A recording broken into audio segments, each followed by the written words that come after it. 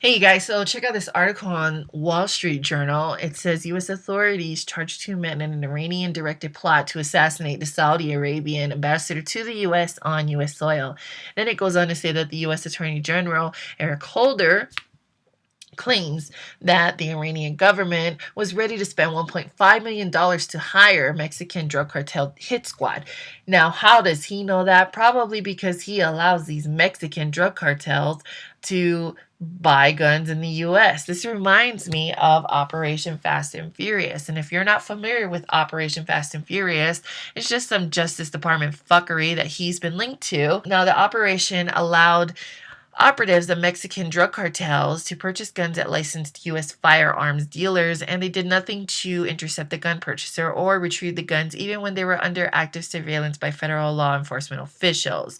I also read on Fox News that the AG is going to be subpoenaed, and they're going to question him about U.S. Border Patrol agent Brian Terry's death because two guns were found at the crime scene that were linked to Operation Fast and Furious. Obama stands by the AG and claims that he had no knowledge of any of this, and I feel like they both knew about this, and this is all a plot. Because last week, Obama couldn't remember when he found out about Project Fast and Furious, but in March of 2009, the deputy AG David Ogden announced that the Obama administration's new and aggressive comprehensive plan, aka Project Gun Runner, was aimed at disrupting gun trafficking between the U.S. and Mexico.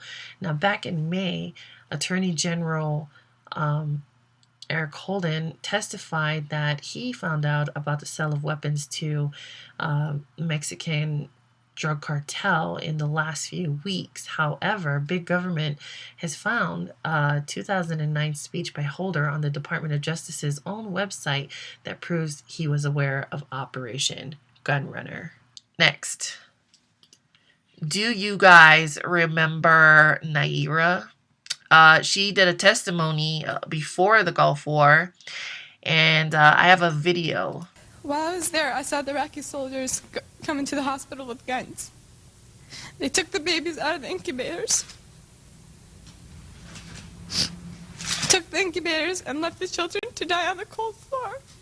Doesn't that just make you want to curl up into fetal position and kill these fucking Iraqis, right? Right? I mean, I feel like there were other factors, but to me and to the people that I knew at the time, this is a big factor as to why so many Americans were for the war. It's like, yeah, fuck the Iraqis. Who does that to fucking innocent little babies, right? Now let's check what Papa Bush had to say about that. Had kids in incubators, and they were thrown out of the incubators so that Kuwait could be systematically dismantled. You know what needs to be dismantled? His fucking testicles. So anyway, this took us into the Gulf War. So I wouldn't be surprised if we end up in a war with Iran.